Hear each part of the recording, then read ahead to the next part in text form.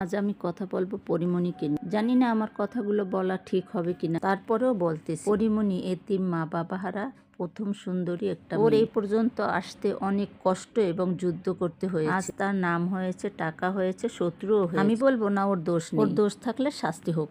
আমার মনে হয় ওকে কেউ ফাঁসিয়েছে। বাচ্চা হওয়ার পরে আমি দেখিনি ওকে একটা খারাপ ড্রেস উচ্ছৃঙ্খলভাবে চলতে। এতিম একটা মেয়ে এনে নিজের মেয়ের মতো যে লালন পালন করতে পারে, সে অসাধারণ একটি মেয়ে।